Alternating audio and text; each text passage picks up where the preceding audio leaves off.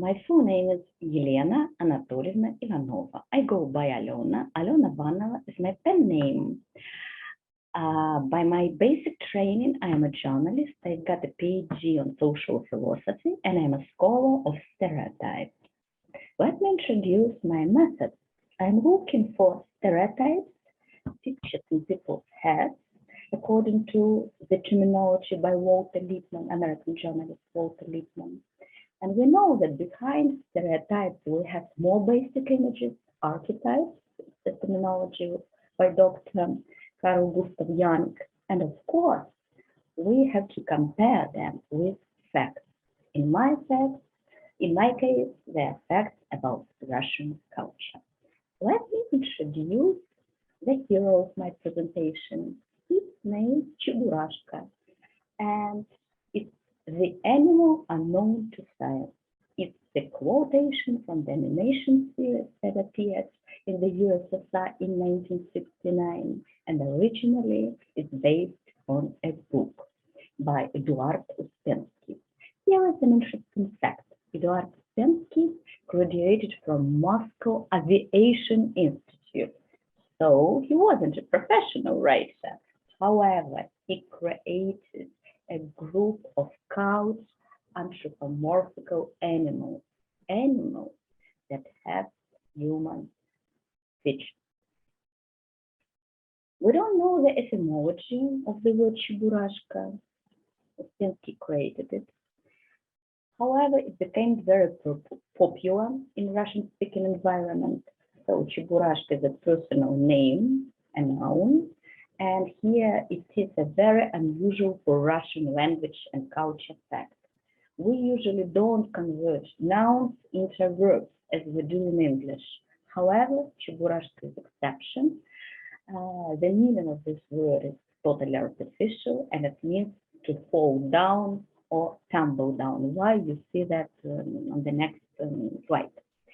Cheburashka is he, and it's just because of Russian language. According to the name, we judge that it's he.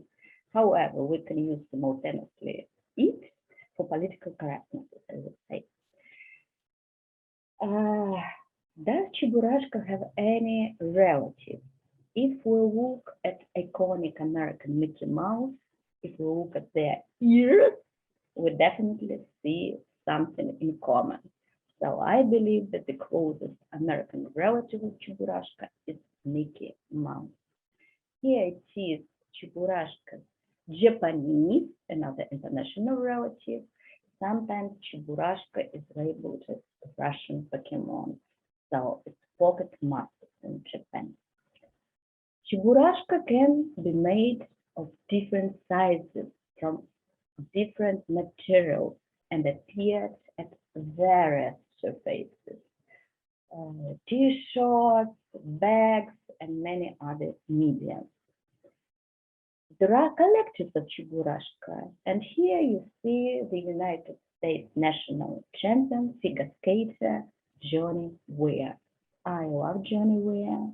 He speaks beautiful Russian. He knows Russian culture very well because he was trained by Russian-speaking coaches. On the right-hand side, you see Johnny's fingers.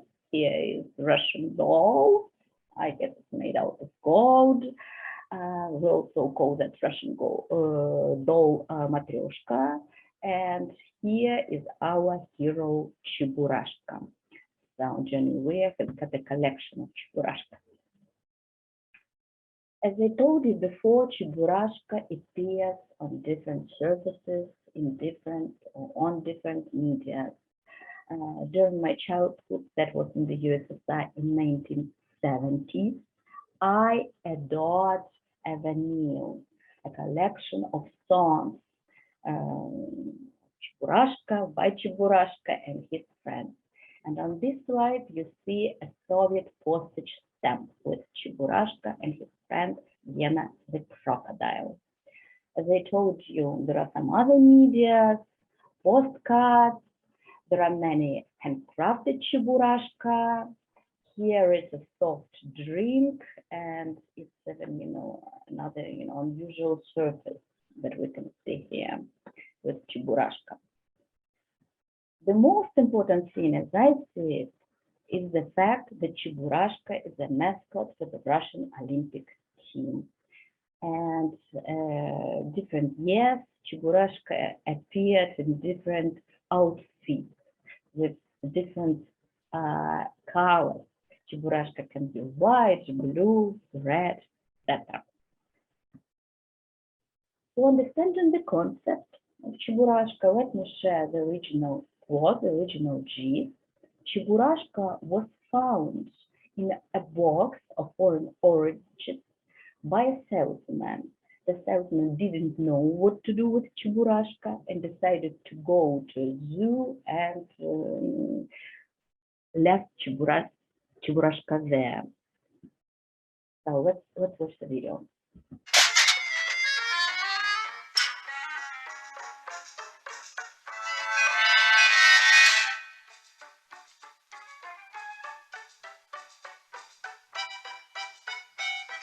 Oranges.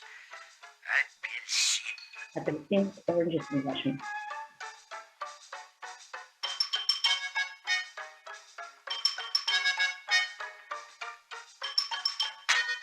Да. Опять чебурашился. Here's the bit. Cheburashka, because Cheburashka fall down. What should I do with you? I don't know. No, both went to the zoo.